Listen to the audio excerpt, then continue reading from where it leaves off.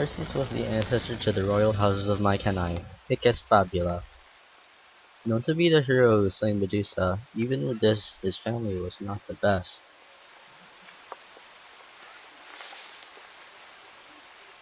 His grandfather Acrisius was a king, whom he had a beautiful daughter named Danae. At one time, Acrisius was informed by Cerberus of Apollo, an oracle, that Danae's son would be destined to kill him. In panic, Acrisius locked Danae up in a bronze chamber so that no man would court her and have a child.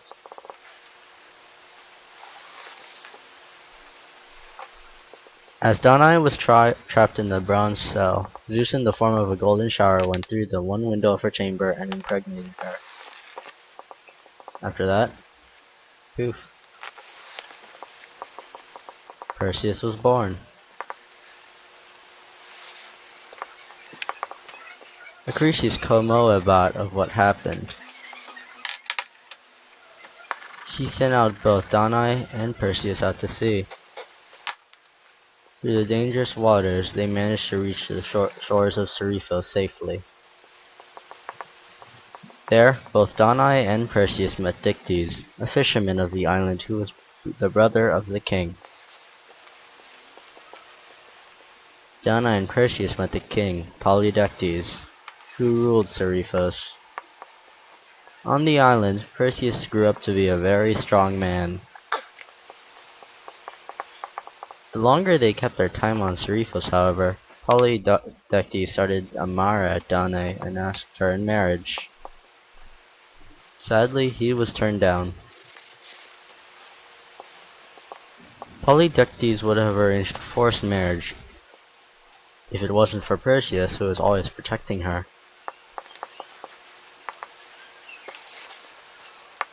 Now, how does this relate to Perseus? Well, Polydectes challenged Perseus to obtain the head of Medusa, a Gorgon.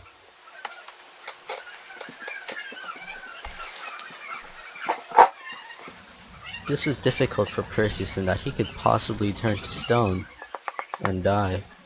Also, he didn't even know where the Gorgon was. During Perseus' search for the Gorgon, he was visited by two gods. One being Hermes, and the other one being Athena. Both of them were bearing gifts and information. Hermes gave Perseus a sickle and winged sandals, while Athena gave Perseus a shield that could block the vision of Medusa. After the gifts, Hermes told Perseus he could find the locations of the nymphs of the north, the people who know about Medusa's whereabouts from the Graii. When Perseus found the location of the Graii, the blind women, he stole their only source of sight.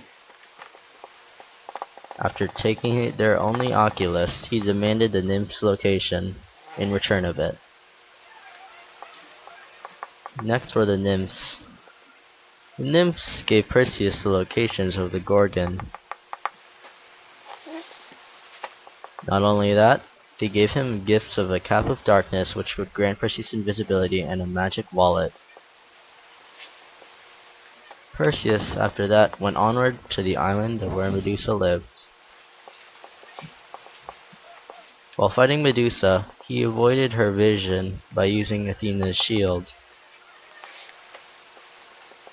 And without looking at her, he decapitated her head with a sickle and placed it in the magic wallet. Perseus, after defeating the Gorgon, flew back to Seriphos with many detours. On his way, he found the Titan, Atlas, who held up the sky via an invisible pillar.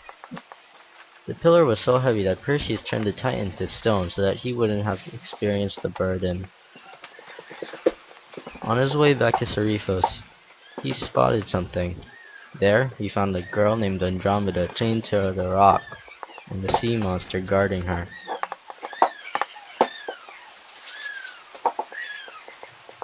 Perseus, being a hero, swoops in, turns the monster to stone, and frees Andromeda and proposes to her hand in marriage. She said yes.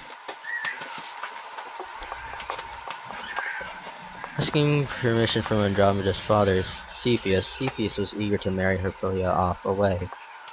When both Andromeda and Perseus return to Seriphos, Dictys tells Perseus of how Polydectes wasn't actually married, but forced Danae to be his handmaiden. Perseus was enraged by Polydectes' plan. So, he turned him to stone using Medusa's head.